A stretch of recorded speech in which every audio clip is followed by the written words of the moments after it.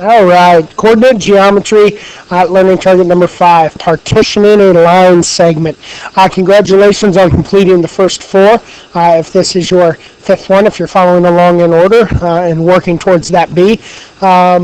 Partitioning a line segment is not as difficult as some people would like to think it is. All right? But it is a very methodical kind of procedure, which means there are some rules that you're going to need to follow. All right, and I've put together a little 5-step plan for how to partition a segment. And here is that little 5-step plan. The first thing that you have to do, all right, I guess I want you to understand what it means to partition a segment, even before we get started. That means if I have a segment, we call that segment AB. Partitioning a segment is finding points on that segment, like the midpoint, for instance, partitions this into 2 pieces. I could partition this segment into 3 equal pieces. I could partition this into 4 equal pieces, or 5 equal pieces, or 6 equal pieces, or whatever it is. And the partitioning is typically based on some sort of a ratio. So I could partition it into a 1-to-1 ratio, which is finding the midpoint. I could partition this into a 1. Again, if I broke this into 3 pieces, right, this point here, the one that's moving, break segment AB into a 1-to-2 ratio. 1 part to 2 parts. I could partition this on the second point into a 2-to-1 ratio. And so on and so forth. Right, so when we're talking about partitioning a segment, we're talking about breaking the segment into pieces and finding the coordinates of that point. So, with that being said, the first thing that you're going to need to do in the partitioning of a segment is determine the number of parts that we are to divide the segment into. This is done by taking the ratio and just adding the 2 numbers together. So if they say that they want to partition a segment into a 4-to-1 ratio, 4 plus 1 is 5 parts. If they want a 3-to-4 ratio, 3 plus 4 means it has to be cut into 7 parts. So go ahead and try a couple of them on your own. How many parts would a 5-to-2 ratio be? Hopefully you put down 7. And an 8-to-3. Hopefully you say that is 11 parts. All right, so the first thing I have to do is determine how many parts I'm going to need to break the segment into, and that's pretty easy. It's just simple math. Step number 2, find the rise, or the change in the y-coordinates, and the run, the change in the x-coordinates of the given segment, just like we would be getting ready to find the slope. All right, so the rise, if point A is at 8, 2, and B is at -5, -3, the rise is 2 minus -3, which is 5, and the run is 8 minus -5, which is 13. Go ahead and do the rise and run for C. It says CB, but it should have probably said CD. Go ahead and find the rise and the run for the next pair of points. So the rise goes from 8 to -4, so 8 minus -4 is 12. And the run, 10 minus 0 is 10. So that rise may be positive, it may be negative. The run could be positive, it could be negative. So, step 1, find out how many parts you need. Step 2, find the rise and the run. Now, for step 3, we're going to divide the rise and run, both numbers, by the number of parts that we found in part 1. So if you would have said that it needed to be cut into 6 parts, you would take your rise, divide it by 6, you would take your run, divide it by 6. This is your new slope. Okay, and I have slope in quotations because it is the same slope because you're on the same segment, but the slope for my counting reason. So instead of going up 12 and right 10, I would only be going up a fraction of that 12 and right a proportional fraction of that 10. Step 4 says add your answers from step 3, a new slope that you got, to the first given endpoint, and keep repeating this addition until you reach the other endpoint. When you do that, you're going to find the list of all of the points in between your two starting points, if they're A and B or whatever. It's going to find all of the points in the partitioning. Then to select which points you need to look back at your starting ratio. If the ratio was, let's say, 3 to 4, you'll count 3 pieces, and you'll count the other 4. So you'll have 7 pieces. You'll get 3 on the left and 4 on the right and pick the point that is breaking it at 3 to 4. So a lot to just digest. Let's do it all in a problem, and hopefully this will help you see these different parts in action. So here is our example. It says we want to partition the given segment AB into a ratio of 4 to 2. So step 1 is to find out how many parts we need.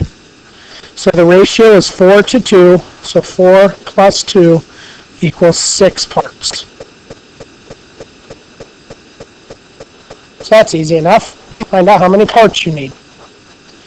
Step 2 said find the rise and the run. So my rise from A to B is 8 minus negative 6.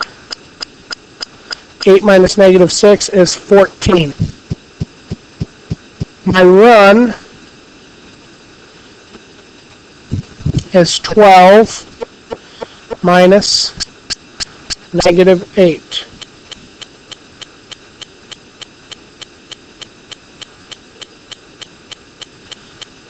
Minus negative 8 is 20. So let's kind of think about what this graph looks like here. We have this point over here at negative 8, negative 6. This is B. And then way over here at 12, 8 is this point A. The rise from B to A, the rise from B to A is 14. The run from B to A is 20. So step 3 says find our new slope. Okay. So the new slope is this rise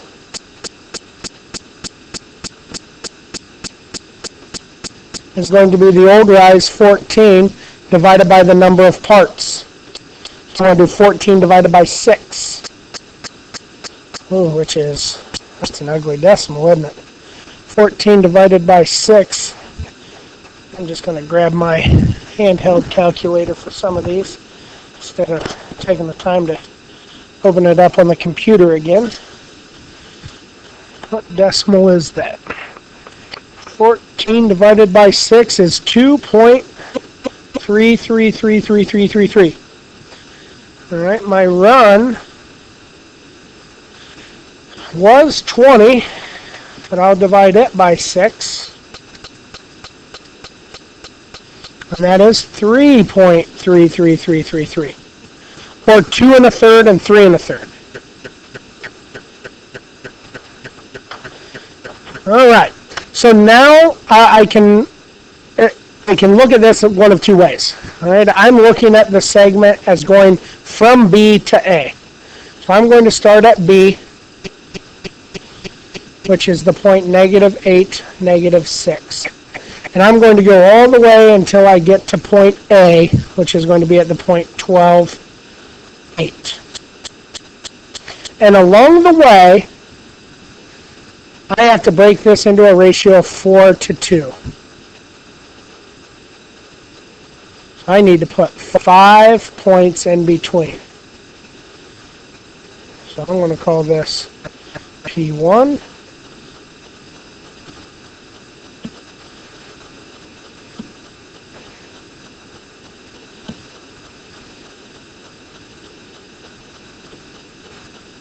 P2. P3. 0.4. A down. 0.5. Okay, so 5 points will get us down to our last one. And what I'm going to do now is I'm going to take my x value, -8, and I'm going to add my new rise value. I'm sorry, this is an x. So this is my run value. I am running 3.33. So if I take -8 and I add 3.33, I get -4.67. And if I take -4.67 and I add 3.33, I get -1.34.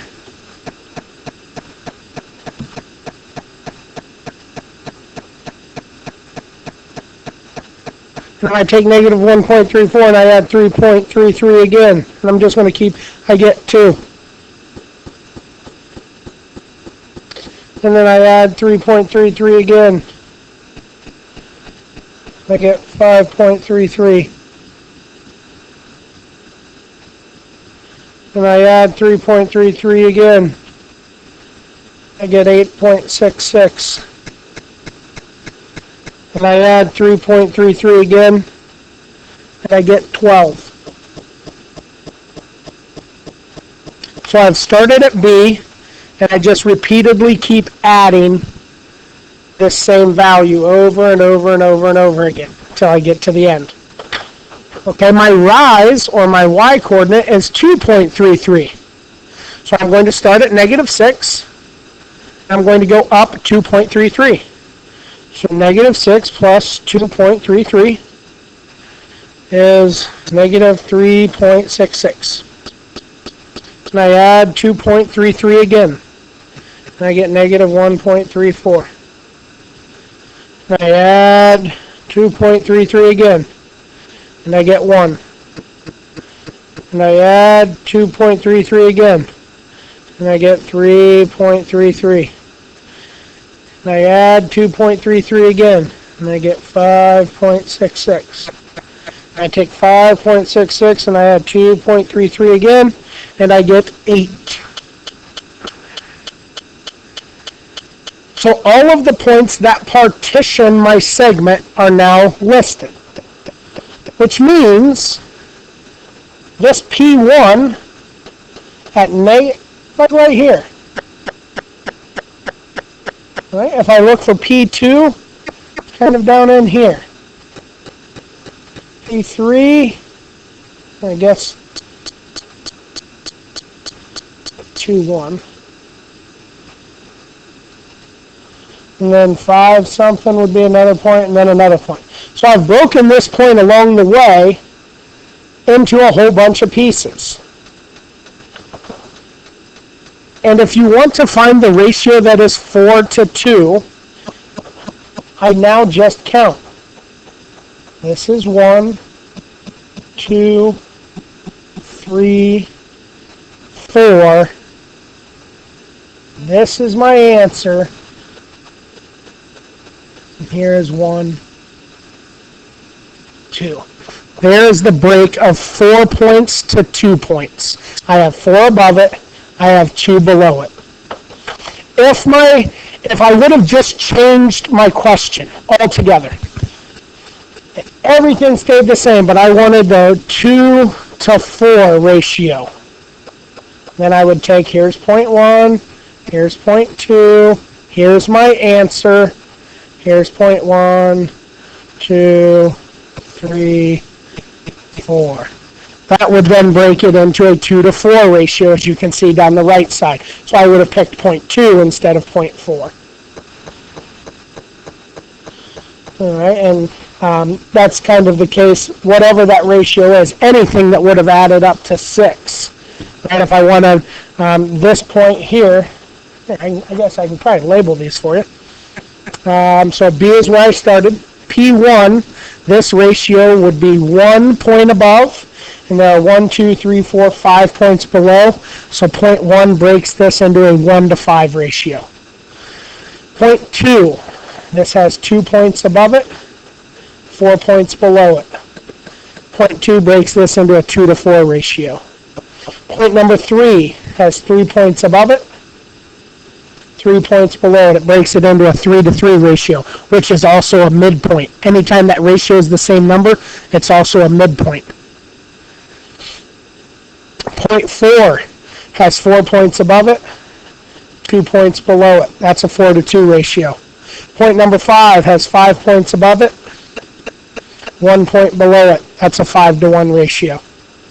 So if I need any of the different ratios, sometimes on the OST, they will assume that 2 to 4 and 4 to 2 are the same ratio. So they will actually have you pick the 2 answers. So you would pick 0.2 and you would pick 0.4. Okay, so just a quick recap. Step number 1, find out how many parts there are by adding your ratio together. Step number 2, find your rise and your run. Step number 3, use your parts, take your rise and your run and divide by the number of parts that you have. Step number 4, start at one of your endpoints. And in my case, I started at B and worked to A because I wanted to look at it as a positive slope. So start at one of your endpoints and just continually add the rise to your Y value over and over and over again until you get to your second point. If you're ever wondering how many points go between, if you have 6 parts, you will need 5 points in between. If you have 10 parts, you will have 9 points in between. If you have 3 parts, you will have 2 points in between. And make sure that when you do your last addition, you do get down to that next point. You notice my little arrow showing that it does end at 12 and 8. And then step 5 is pick the proper ratio, and that's found by looking at point 1, count how many points exist above it versus how many points exist below it. And if you do that, and you can just count those things, then you're in real good shape. So I hope this helps with partitioning of a segment. If you need anything else, please don't hesitate to ask. Have a great night, guys.